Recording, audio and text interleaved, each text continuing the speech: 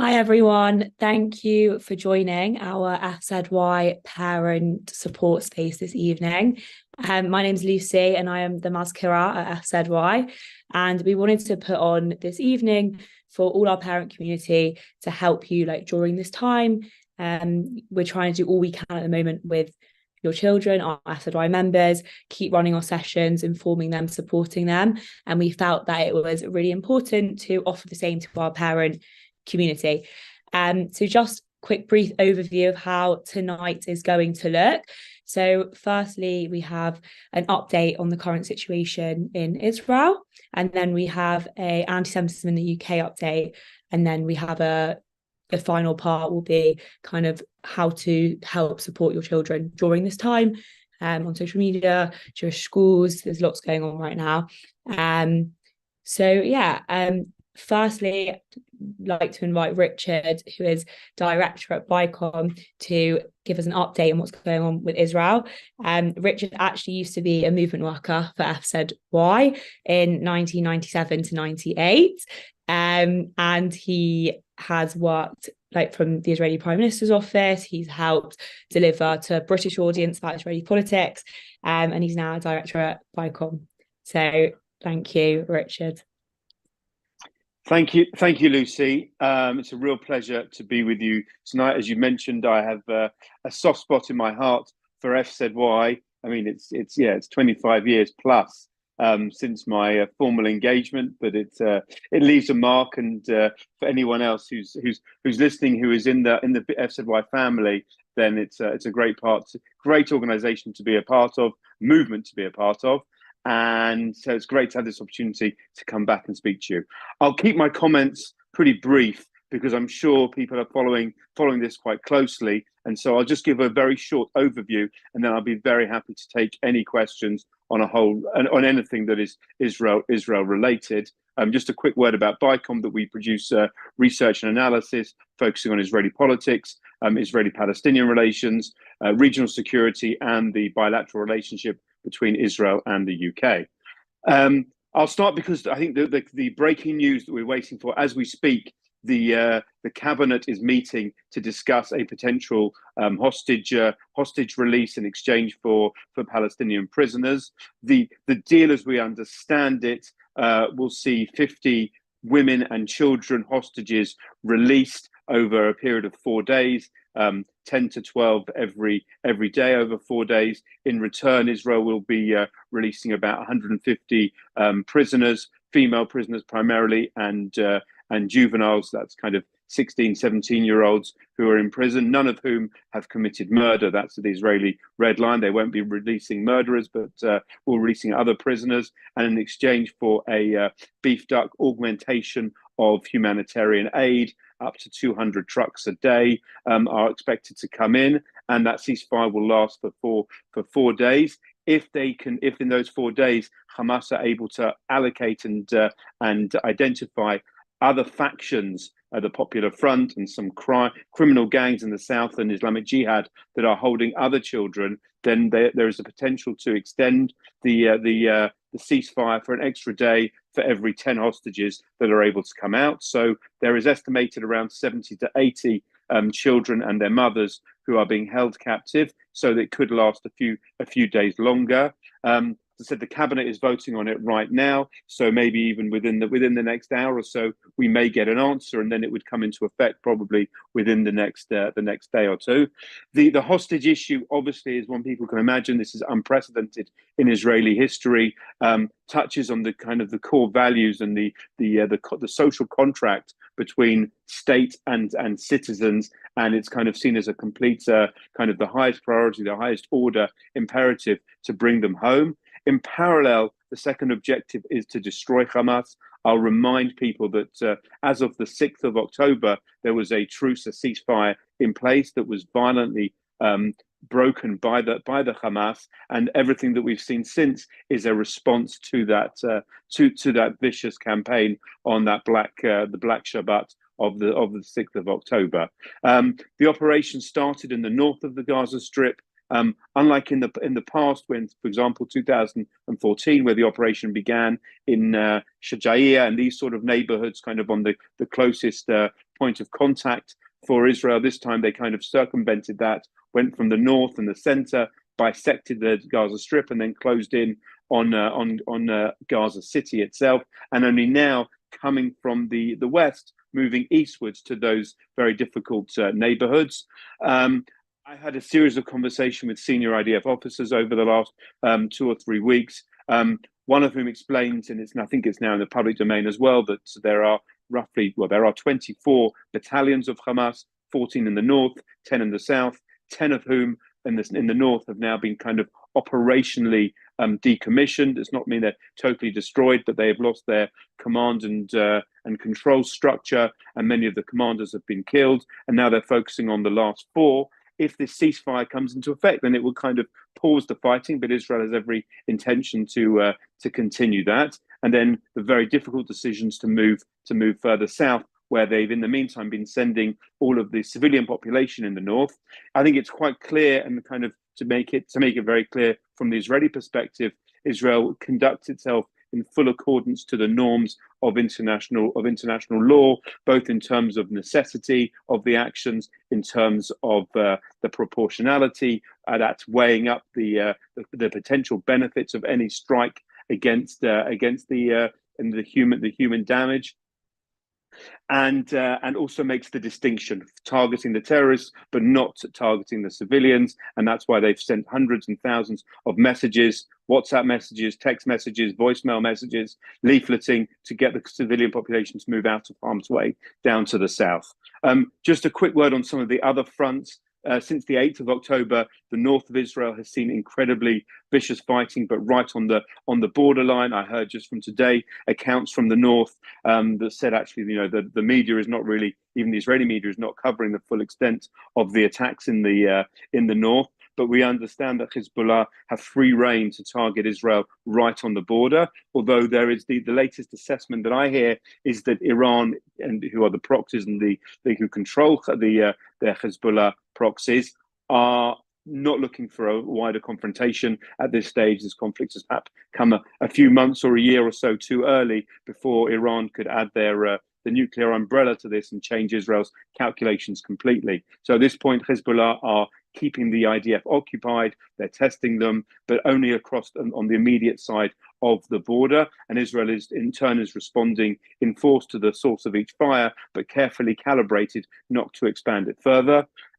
There's also kind of under the radar of the media, there is a lot of concern about the West Bank, both in terms of Palestinian terror attacks there, and also sadly vigilante attacks by settlers as well. And that's something that we're incredibly concerned about. And indeed, the IDF are also acting where they can to be a barrier in between the two, and also kind of go on counter-terror operations lest the mainland Israel is attacked, which so far hasn't happened in the first 6 weeks. And finally, down from the Houthis in Yemen, they're also sending over a series of rockets. Incredible, actually, that the response to the Houthis is being a combination of both the Israeli anti-missile interception technology, also the Americans, and also significantly the Saudis have also intercepted some of those Houthi rockets that were targeting Eilat. So there is that kind of in the background as well. We saw yesterday or 2 days ago the hijacking of a ship in the Red Sea. Kind of great concern that this is going to can turn into a regional conflict, but at the moment it's contained. From the moment the Israeli side is keen to focus on the mission at hand with Gaza and leave the other fronts hopefully to a later day, or hopefully if they're successful, kind of create enough and re-establish Israeli deterrence in order to prevent further conflagration on the other fronts. One last word on the home front and Israeli resilience. If there is a thin silver lining to what is a very dark and very difficult period for us here in Israel, is that the fortitude of Israeli society is holding up very well. The unity, people will be aware that for the first 9 months of this year, we saw incredible disunity and factionalization and infighting. all of that is off the agenda. Kind of the judicial reform is no longer, and the country there are plenty of examples of kind of the spirit of volunteerism and togetherness, and kind of, I can speak personally, kind of the sense of community is never felt stronger here. That all the Israelis feel that we're in this together, and again, and I hope for any of the FZY family that are still with us in Israel as well, that they feel part of the community and are being appropriately kind of embraced and looked after by the Israeli people as well. So I'll stop there, and I'm happy to take any questions.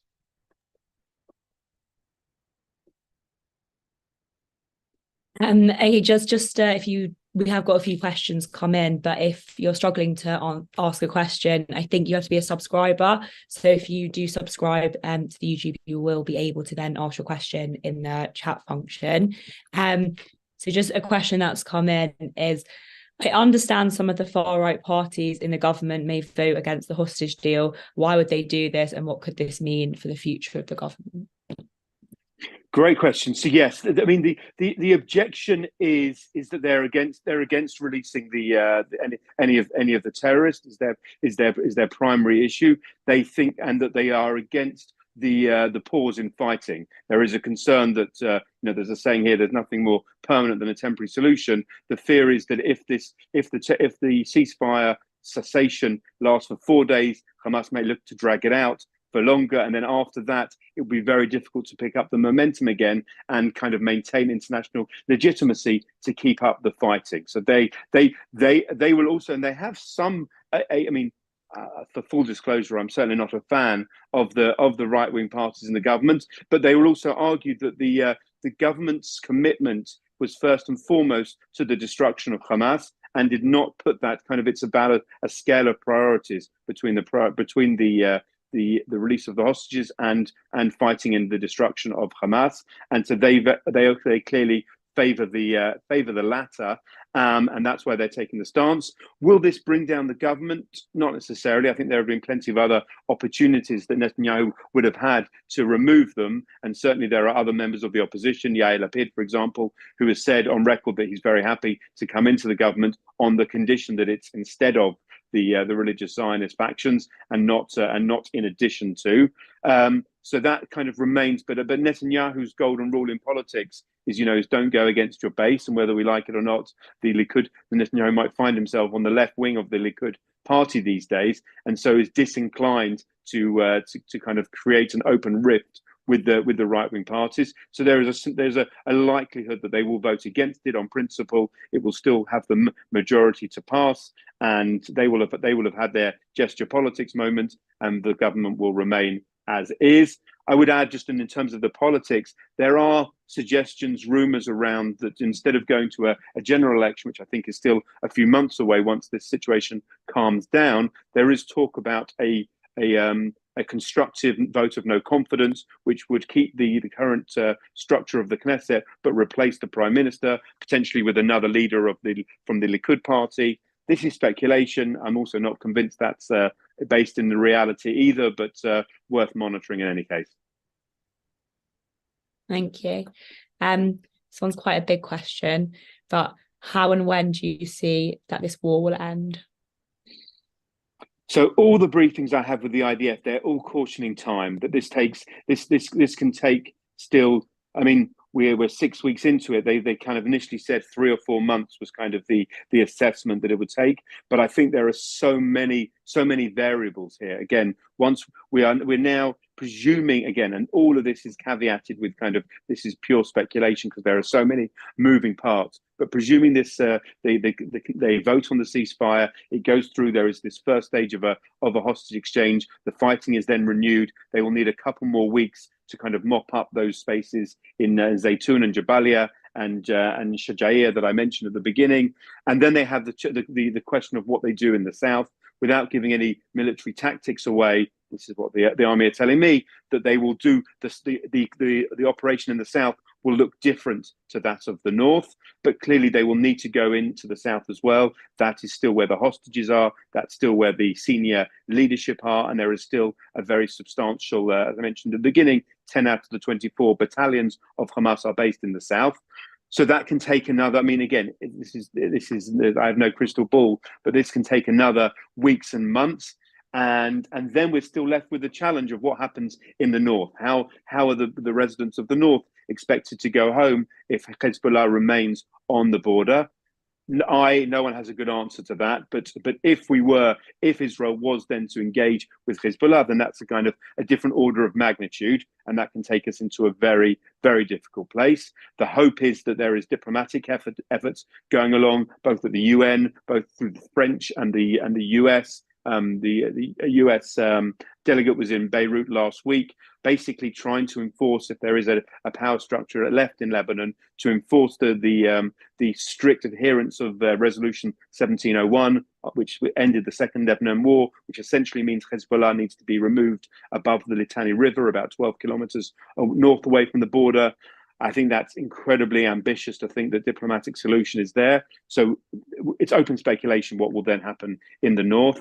But at least, as I say, at least a few more weeks or months is the likely time frame. Thank you so much, Richard. I think that's pretty much all we've got right now. If anyone does have questions on reflection, we have Richard's details, so feel free to drop me an email and I can put you in touch with Richard. But thank you so much. That was extremely informative and very helpful as an Israel update. Thank you for having me, and I'm wishing you all well. Am Yisrael Chai. So next, I'm going to ask Oriel, who is the National Student Security Coordinator from CST, to give us a briefing on what's going on with anti-Semitism in the UK. I know Oriel coordinates kind of security across campuses all over.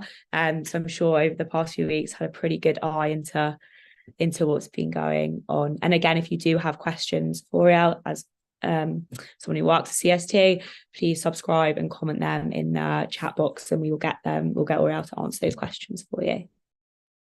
All right, thanks Lucy for the wonderful introduction. So my name's Oriel, and like Lucy suggested, I work for CST as a student security coordinator. So my main role is to ensure the safety and security of Jewish students on campus.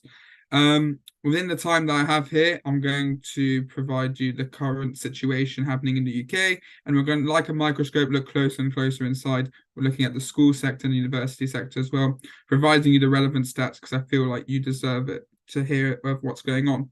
Obviously, I can provide you a lot of statistics happening from a range of different mediums and stuff. I'm going to keep it relevant to this talk.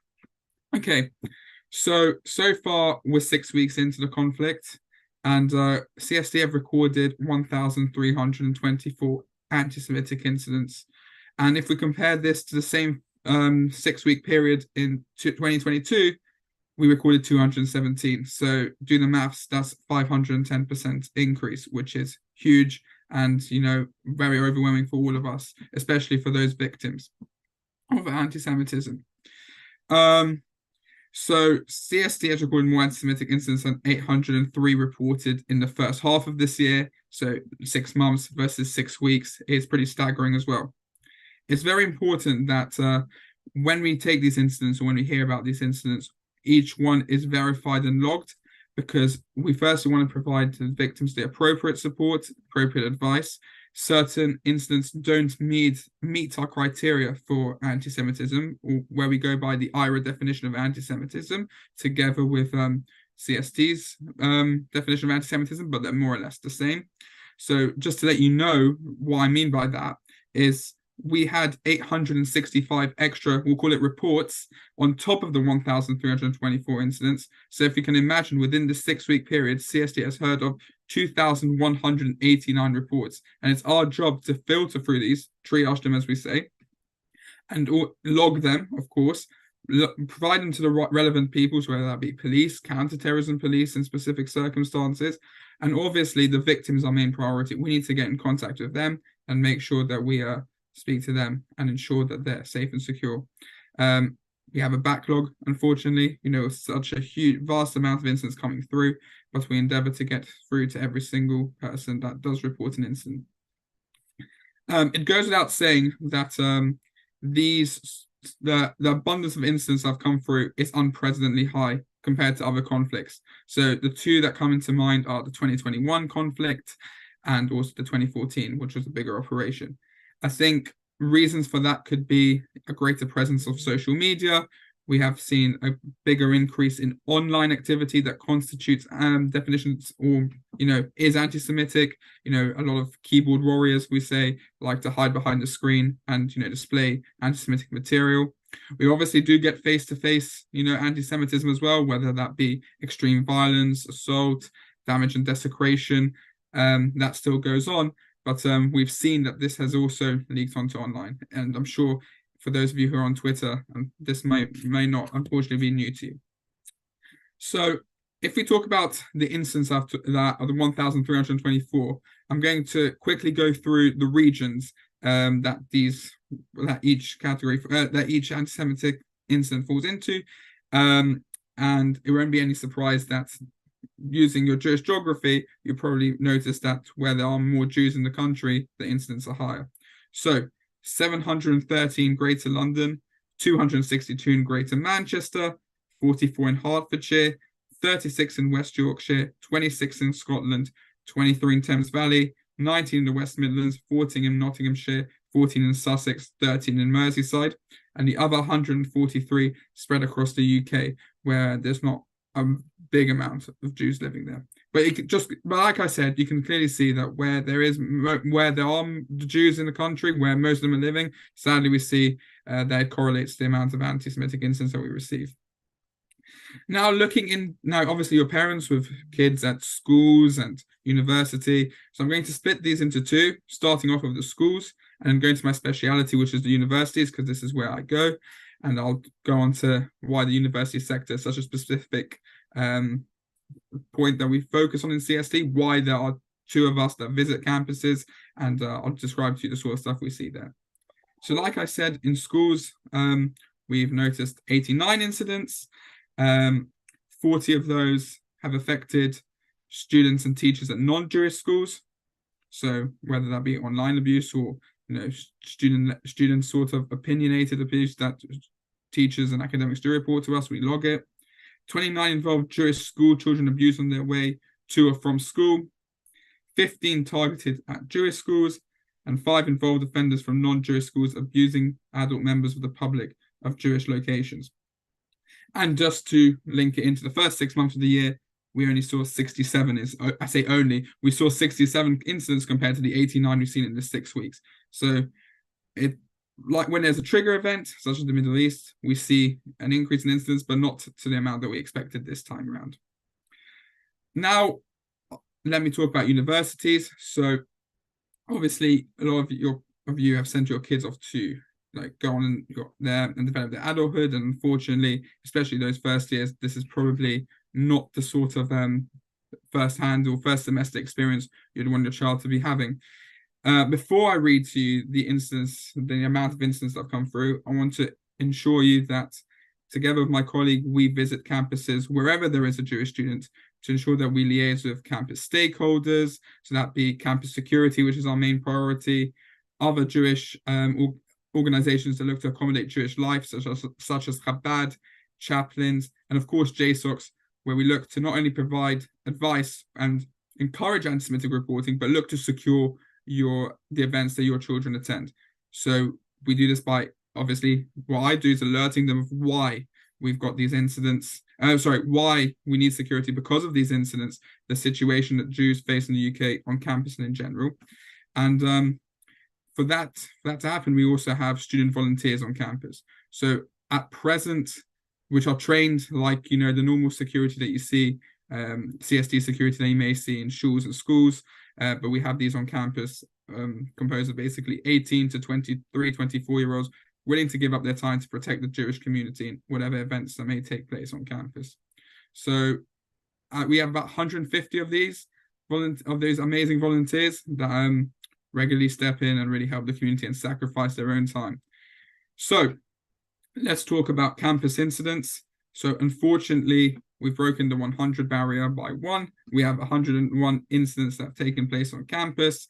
And because I like a comparison, if we look at the first 6 months of this year, it was 17. But unfortunately, if we look at the whole of 2022, we only had 56 incidents.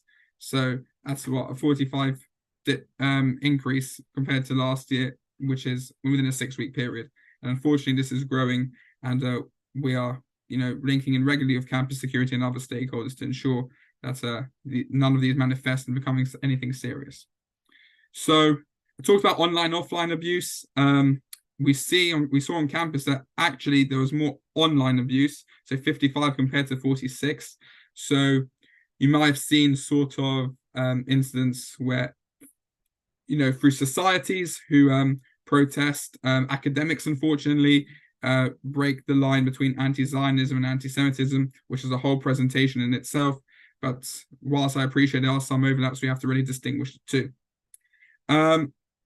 We also took a greater look to what sort of universities were receiving these incidents, and it didn't come to a surprise with where there are more Jews, there are more incidents. So in CST, we like to categorize the universities where Jews like to go to as the Juniversities, which are the top 5. So that's Birmingham, Bristol, Leeds, Nottingham, and we see the London ones combined.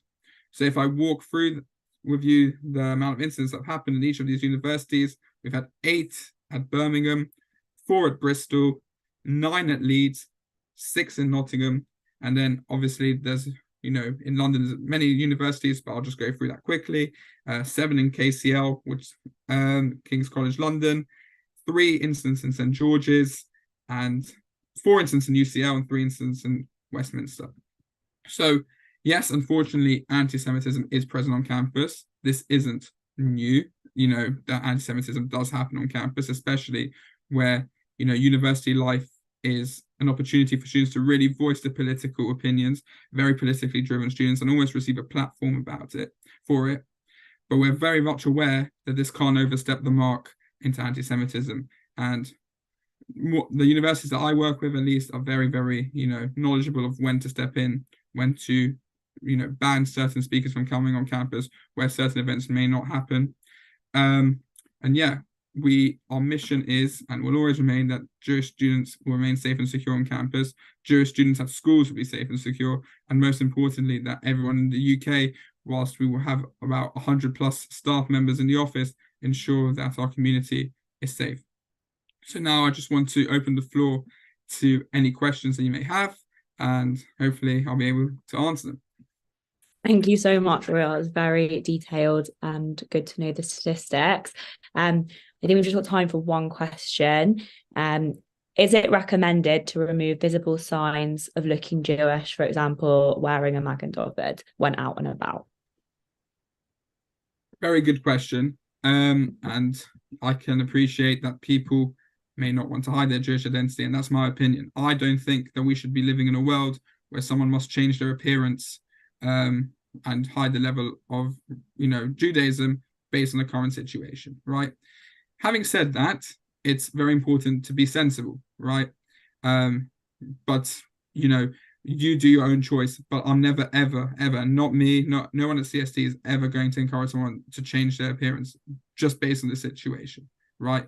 But act safely, act securely, always be vigilant. And if you do notice any cases of anti-Semitism, or, that you can approach it, take yourself away from the situation if you can, of course, easier said than done, and make sure to report it through to CST, not whilst it's live. If it is a live incident, obviously report it to police first, and then CST, and then we can work together with our partners, such as, I should have mentioned this earlier, the Union of Jewish Students, which also look into anti-Semitism on campus, mostly in the university sector, of who they invite, don't invite. But yes, at the end of the day, going back to the original question, please continue being a proud Jewish student on campus. I think one more that's just come in. Could you clarify, do you see anti-Zionism as being different from anti-Semitism? Well, that's a very tricky question. And there's certain, natural overlaps, that we can't shy away from. There are, cases where people may think and anything that's anti-Zionist is automatically anti-Semitic. We have to be very, very cautious, especially as a charity that are the experts in anti-Semitism, to define the differences. It's a whole presentation itself, and obviously it's a very contentious sort of presentation or opinion that people may have. But yes, wherever some student even believes that it stepped over into anti-Semitism, and we hear cases where, we have to explain to the student that something is technically against the state of Israel versus being anti-Semitic. Now, people have their own definitions, of course, but we have to distinguish the two in CST, and that's what we're trying to explain to students and campus stakeholders as well. Thank you so much, Aurea. That was extremely useful. And yeah, thank you. If anyone does have any questions that they want further, please do get in touch with me and I can put you in touch. So yeah, thank you so much. And finally, I'm going to ask Debbie Roberts, who is the CEO of the Ollie Foundation, which is a suicide prevention charity based in the UK, to deliver a sort of training to help support your child during this time. I've actually had one of their trainings myself at university, and found it extremely useful. So I'm going to pass over. Thank you. Thank you, Lucy. Do you want me to share my slides? Would that be, I think that might be easier. So hopefully you can see that. Yeah, fantastic. Well, hello, everybody. I was asked to give a really short talk about stress and how we can support our young people. So what I've done is I've taken a very abridged version of one of our trainings called Keeping Safe and Carrying On. In this case, keeping our children safe. As Lucy said, I'm the CEO of the Ollie Foundation, and my background is well-being and mental health. So I'm going to be looking at what happens in your body when you're activated by a thought, and a few tips and tricks that might support somebody who's feeling anxious. So it's really lovely to be with you this evening, and thank you so much. This is just going to be 15-20 minutes. I'm going to rush through a whole load of stuff. Each slide I'm going to share with you will be information for you, possibly things that you know about and just maybe need reminding of. But I'm also going to explore with you how we can consider using these ideas as activities with your children. So the first is to consider that what we focus on does tend to show up more. Now, some of you may have played with that psychology experiment where you think of, for instance, a yellow mini, and then you notice how many yellow minis you see when you're next out and about in the street or on the road. And chances are you will see at least one. It's not that what you thought about made it happen. It's really that what you focus on, you prompt your subconscious to be primed for and to pay attention to. So it appears like magical thinking, but it's not. It's simply that your attention has been focused. The yellow minis were always there. You just weren't noticing them before. And that can be really helpful, as there's simply too much information for our brains to process all of the time. So we filter those things that aren't really that important to us. Now, the flip side of this, of course, is when we're focusing on things that can cause us stress. We then prime our senses for anything else that might be challenging. And that, of course, might not be very helpful. Now, another experiment to extend this idea was carried out by some researchers who flashed a bunch of circles on a screen in front of their study objects. Now, one of the circles was always slightly different. It was either brighter or smaller. Now, when they told people to prepare to point at or try and grab the circles, something very interesting happened. If they thought about pointing at the circles, they became better at noticing the brighter circle. And if they were told to think about grabbing a circle, it was easier for them to identify the smaller circle. And what did they conclude from that?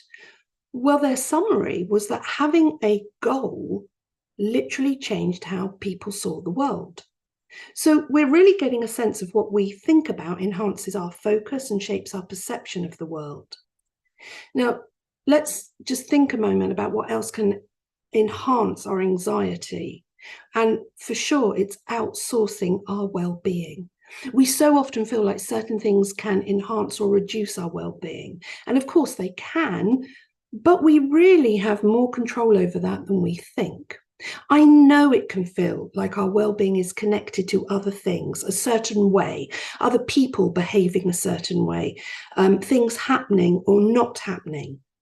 But that is outsourcing our well-being. And the less we combine our sense of well-being with an external situation that we can't control, the better. So here's an activity that you can do with your children. And you can do it with children of any age. You can get more philosophical the older they are. But imagine with them that their sense of well-being is a bit like the sun. It's always there. It's always present. It's just sometimes it can be a cloudy days. And, well, other times, frankly, there can be dark, raging storm clouds. But the sun hasn't disappeared. It's just been covered up. And for those of you that want to go more deeply into this, I just want to remind you of Viktor Frankl and to suggest that you reread or read for the first time his book, Man's Search for Meaning. He says that the last of the human freedoms was to choose one's attitude in any given set of circumstances, to choose one's own way. And I suspect most of you here today will know that he deeply understands this because he developed his thoughts around this whilst in a concentration camp. So we live in the feeling of our thoughts, and our thoughts can definitely keep us trapped. It's helpful to differentiate perhaps with your children. Worry is the thought, and anxiety is the physical and emotional feeling. So if we want to ease our anxious feelings, we might need to reduce our worrying thoughts. Now, something that you may want to think about is how your family responds to big feelings. What is the culture in your family? Are you really good at distraction and focusing on the positive? Well, that can be really, really helpful, and it can feel right, especially based on what I've shared with you up till this point about focus. But in some scenarios, it's a bit like adding 3 and 2 and getting 4. It doesn't really add up, not when you know a little bit more about the body and the brain, as it can risk shutting down some of those big emotions.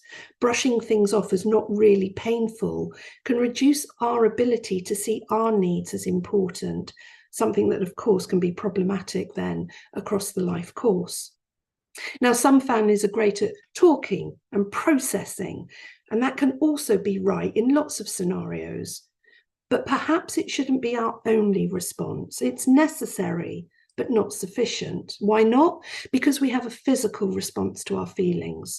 And sometimes if we only give attention to meaning and forget about the physical feeling of our stress, it can be problematic. Now, look, both of these ways of being, these strategies I've mentioned, are actually brilliant survival techniques that we deploy to stop feeling difficult, horrible, big feelings. We believe that we need to return to homeostasis as quickly as possible and through any route. But our feelings, I want you to think of them a bit like smoke signals. They're trying to convey something very important. And if we don't know how to read smoke signals, we just assume there is a fire over there and we should stay away from it. I really enjoy listening to Sheryl Sandberg, and something that she is very clear about is that sometimes insisting that it will be okay is not okay. We need to acknowledge that it's not. Now, by fixating on the cognitive experience, the story plus the meaning we attach to it, we stay out of our body and we stay in our minds. Now, avoiding it is really not the same as processing it. And when we assume talking about things is the only way to process our feelings, we're ignoring processing the feeling of what we're feeling, because emotions have a physical component. I feel sad. I don't think sad. A practical approach to supporting people struggling with anxiety and stress is to help them understand and appreciate their stress system, because it's part of their wonderful defense system. Their body is doing exactly actually what it was designed to do, because we were not designed to be happy, although that's a lovely byproduct of lots of other things. We were designed to survive. And it can make a big difference to know that your body has gone into autopilot and to understand the logic of how that works. When we feel sad or any other emotion that isn't pleasant or pleasant, there is a physical response that takes place. Now, all emotions travel through the amygdala. It's like the guard dog of our brain. It's always asking, am I safe? Am I okay? It's always on guard. It never sleeps. And when it detects information, for example, a sense of sadness or a sense of fear, it suggests clearly we're not safe, and it springs into action. And it activates the fight, flight, freeze, fawn response. Going into battle, it releases adrenaline and cortisol. Now, cortisol's job is to prime the body for this battle mode, the running away, the fighting, the freezing, or the people pleasing, whatever it is that's going to keep us safe. One of the things it does is it disconnects you from your higher order thinking. I'm sure you've all experienced being in a stressful situation, a test, an interview, an exam, and for a moment, your ability to think clearly or create a sentence that is meaningful just evades you. And that's because when you're in your stress response, it doesn't want you thinking about poetry or wondering about things. It wants you just responding in a way that's going to protect you. Now, of course, this is very useful if you're actually being chased by somebody. But in today's world, we find it happening a lot, and in situations that aren't life-threatening. And if we don't have strategies for managing this response, we can stay hijacked for weeks. Now, I'd like to introduce you to a technique that comes from the world of CBT, cognitive behavioral therapy. It's called the FZY scale. And essentially, it's a way of helping anyone of any age, actually, to connect how they feel with their thoughts and what's happening in their body at the time. So number 10 is as activated as we can be. 0 would be as zen as it's possible to be. Now, you might be someone that says, my kid never wakes up at zen. They wake up at 2, 3, 4. And some of you might say, I never get to 9 or 10. If I even come close to 7 or 8, I walk away. I turn the other cheek. I don't engage. Interestingly, in my opinion, that can be unless you are a Zen master, that can be as harmful as exploding. Because if you're not dealing with those emotions, I assure you, they are causing havoc internally. If you want to know more about these things, I'm going to encourage you all to come on some of our training. It's always online and free for parents. And we go into great detail around how you can use this FZY scale to really begin to understand why I'm feeling this way, what was the thought I had, and what is the response for me physically. Now, one of the responses that you might not notice is that your immune system becomes weakened because cortisol, adrenaline, all the hormones we create when we're in stress are really quite corrosive if we stay there for a long time. And it can rob us of our sleep. And that can be hugely problematic. So here is another really simple trick that you can use and your children can use. It's a simple grounding technique. It really is simple, but I promise you it works for most people most of the time. So if you can't get to sleep because of worrying thoughts, or if you've been woken up because of just things mulling about in your head, do this. 5 things you can see right now. And that's not as easy as you think when it's pitch dark. 4 things you can hear. 3 things you can touch. Basically, you're tapping into all your senses. And as you do, you're giving your body the space to come for all your cognitive thinking and all your support networks to come back online. And you would be surprised how quickly you can go back to sleep. Now, when we avoid feeling our feelings, our body and our nervous system can become overwhelmed because we are constantly in this fight or flight situation. We become overwhelmed by our own defense system. Our bodies need to metabolize and discharge through sensation. So yes, talking is important, processing is important, being philosophical is important, but actually don't forget the physicality, going for a walk, dancing, laughing, having a massage, a jacuzzi, whatever it might be. We feel our emotions in our body. So don't forget that it isn't all up here when it comes to processing. And I just want to spend a couple of moments. I should really check on time. Hopefully we will have enough. Where do our feelings come from? Well, Some people will suggest they come from our thoughts, and scientists let us know that most people have around, on average, 60,000 thoughts a day. Now, what I want you to bear in mind is that, again, part of our stress response, part of our evolution, we have evolved to have a negative bias. Now, some of us have a much bigger negative bias than others, but we all have it in actual fact. What do I mean by negative bias? It means that we can more naturally see the negative. And that's because we want to survive. So we want to assume that we're in danger. Now, sometimes those thoughts become quite intrusive, and I call them ANTs, automatic negative thoughts. And these ants live on a diet of self-hatred, jumping to the wrong conclusion about others. They absolutely love comparison, especially on social media. That's a great one. And you can begin to recognize your own ants when they begin to multiply and take over your thinking space, often repeating and building on the same negative thoughts over and over again. And as they grow, they learn new tricks. A favorite is to catastrophize about the what ifs. After all, if you can't imagine the what is now, your here and now, your ants feel like it's their vital duty to prepare you for what could be. And of course, for all of us right now, those what ifs are incredibly powerful. Your ants are your catastrophizing champion. And as I said, for many of us, the what ifs are getting harder and harder to manage.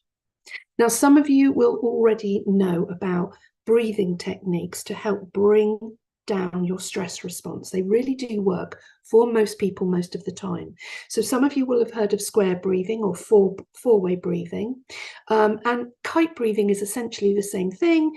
It's just we're going to breathe out for a little longer and pause for a little longer. So whether it's you supporting a family member who's just freaking out, or you feel just overwhelmed by what you're listening to, this breathing technique for most people most of the time can be quite helpful. You have to probably do it a few times, but it can start to allow that higher order thinking to come back online so that you can be a little bit more rational. Then there's something called realistic optimism. Now, if you're worried about talking about the reality of situations, I completely appreciate that. And there are a lot of people that think that we do have to have this realistic but nuanced optimism. So for instance, your child might be saying, I hate that we have guards on the school gates. I find it really scary. So we might want to reframe that for them. We might want to help them think about how wonderful it is that you can feel safe in school, that there are people to protect you. Now, if your kids are anything like mine were, chances are asking them how they are feeling didn't get an authentic answer. But I tell you what I find does work, and it worked with my children, and I've used it with children who have been in the darkest of places with really very little to be grateful for. But having a gratitude journal has been something that I have found incredibly helpful. It allows an authentic conversation to happen. It also allows you to mirror. So when I do this with little children, they will be using one page and I will be using another, what they're grateful for today, what I'm grateful for today. And we sort of share and compare and tell each other the stories of our day. Children find that a lot easier than sitting and telling you, well, sometimes. So an example, because this is a really good opportunity for me to mirror to my child. So I might make up a story, or it might be true. I was so sad today when I found out Michelle and Katie had gone for tea without me. And then I had to think about why that made me sad. And I realized I felt left out. I was worried they didn't like me. And then I realized I was just making up stories that were feeding my fears. They had every right to go out for tea. Didn't mean anything other than they had tea together. And when I spoke to Katie later, I found out they'd bumped into each other, were hungry, went for tea, and had said the whole time how amazing it would have been if I'd been there too. So I spent the whole afternoon being upset about something that wasn't true. Oh, how silly. And I'm just wondering, have you ever been in that situation? You would be surprised how little stories like this can open up a lot of conversations with your child.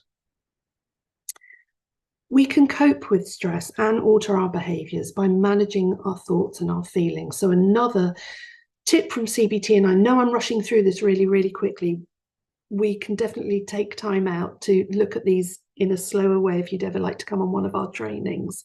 But this is a really lovely acronym, STOP. It literally, stop what you're doing. Then take a breath, and I've already explained a little bit about why breathing can help calm our senses. And then observe what's going on here. I thought Michelle and Katie went out for tea because they didn't like me. That's what I am seeing. Pull back. What's another way of looking at this? And practice what works. Now, okay, this is another just simple little hack to share with you, because it does work and it is so simple. Literally putting a full smile on your face will send a message to your brain which can be a little bit confusing. You would not be smiling. Oh, and by the way, if you can do this with your shoulders down and slowly walking around your lounge or your kitchen, your brain will think, hang on, you're smiling, you're walking calmly with your head up. You can't be in danger. If you were in danger, you would not be doing those things. So if your child is feeling very anxious, if you're feeling very anxious, play a game, march around with them. Who's got the biggest smile? It's silly. It feels too simple to work, but it does. Our brains, remember, are designed to keep us alive. I personally believe that when you know how something works, it's easier to harness its energy. So knowing how it works can be very, very helpful. We have physical responses to our feelings, and we need to understand that. So not just talking things through, but physically being active can help reduce their stress. And we have this emotional response to stress, our feelings about our thoughts. Now, one of the things I'd like to do is just quickly, while I've just got a couple of minutes, because I've mentioned a few times you can do more things with the Ollie Foundation wherever you are in the world today. On the 5th of December, we have the most incredible talk, and it's about boys and young men and their mental health. And I promise you, it is going to blow your mind, the information that will be shared. But regularly we have sessions that you can come and join, whether it's mindful artwork, whether it's, I've given you a few snippets of this talk, Keeping Safe and Carrying On, but you're welcome to come to the longer talk. There's all sorts of things going on at Ollie, and it's always free to parents. So come onto our website, click on to our training calendar, see what's going on, and please join us. I know this was a whistle-stop tour about some things around stress. I hope it was helpful. I'm going to stop sharing my slide. And Lucy, if there are any questions or thoughts, I'd love to hear them, and if not, thank you for your attention today. Thank you so much, Debbie. A couple of questions just come in. If we as parents think that our kids are having anxieties and don't open up about them, how much should we pry into these, or just stand back to wait for them to share if they do? Okay, can I be really honest? I don't know how honest I can be, because my kids might watch this, but I was just the most painful mother in that I would do whatever I needed to do to find out what was going on in their lives. The trick is not to respond to it until they can share it with you. That was my personal way of supporting my children, and making lots of space so it felt possible for them to talk. So what does that look like? Again, from my experience, putting everything down. When your child walks in the room, I don't care if the soup is boiling over or you've got an urgent email that needs responding to, you close everything down and you look at them, and they are the only person in the world that matters to you. And they will feel that, and they might walk away, and it might take a few times, but knowing that you have given them your full attention, it allows them, I think, to create that space where they feel it is safe to talk. I am the only thing that matters right now. I'm not sure that I answered that very well or directly.